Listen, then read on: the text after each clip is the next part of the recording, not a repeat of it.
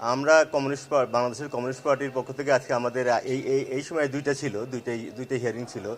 একজন হচ্ছে কিশোরগঞ্জ 6, হ্যাঁ, মোহাম্মদ হাবিল মিয়া, ডক্টর হাবিল মিয়া, আর একটা হচ্ছে জামালপুর 4, মোহাম্মদ মাহবুবুজ্জামান জুয়েল।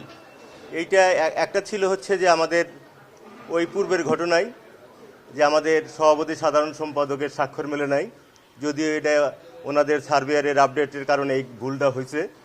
এটা ওনারা দেয় নাই, তখন আমরা বলা সত্ত্বেও রিটার্নিং অফিসাররা দেয় নাই। আমি গতকালও বলছি যে ওনারা চাচ্ছে না যে বাংলাদেশের কমিউনিস্ট পার্টি, বাংলাদেশের যারা জন্ম দিয়েছেন তারা নির্বাচন করুক, স্বাধীনতার পক্ষের কেউ থাকুক।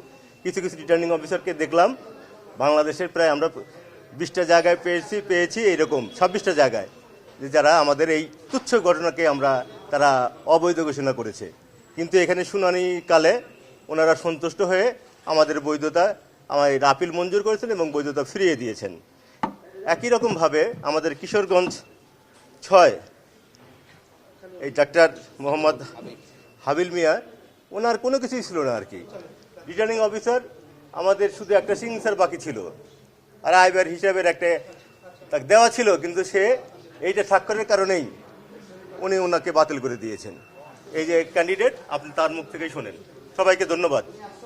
আর আমাদের এই জুয়েল, আপনারা জানেন যে আমাদের ক্যান্ডিডেট উনি বাইরে থাকার কারণে আমরা কমিউনিস্ট পার্টি তার একটা স্বাক্ষরের জন্য আমরা তাকে সিঙ্গাপুর থেকে নিয়ে এসেছিলাম ফাইল জমা দেওয়ার জন্য।